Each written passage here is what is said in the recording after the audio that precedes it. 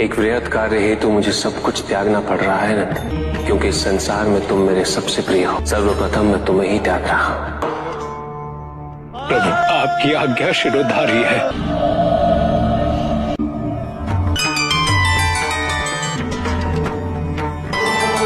अब समय आ गया है, मुझे आप दोनों से विदाई लेनी होगी। मेरे पुनः लौटने तक आप दोनों मेरे इसी प्रतिरूप पर विश्राम करो।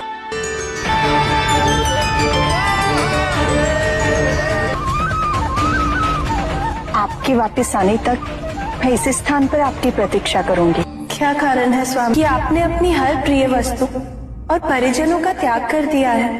पार्वती, चंद्र रूपी मुकुट पुरुष का अहंकार है और नाग रूपी माला उसका मोह है। जब तक पुरुष और स्त्री अपनी सभी भावनाओं, कुंठाओं, अहंकार, लोभ और मोह का त्याग नहीं करते, परस्पर स्नेह अवरुद्ध ही रहता है और इसी कारणवश मुझे इन सब का त्याग करना पड़ा।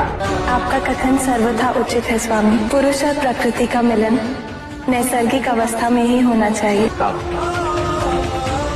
प्रस्थान का है। पार्वती, तुम प्रकृति हो और इस संसार में पुरुष तत्व का जन्म मुझसे ही हुआ है। पार्वती, तुम्हारे तत्व पुष्प में निहित है और मेरे तत्व पराग के कणों में। इनके मिलन से जो सुगंध उत्पन्न होती, इसका आधार प्रेम ही तो है। प्राकृतिक रूप में तुम धरती हो और मैं बीज। इनके समागम से धरती के गर्भ से जो अंकुर उत्पन्न होता है, हमारा प्रेम ही तो है।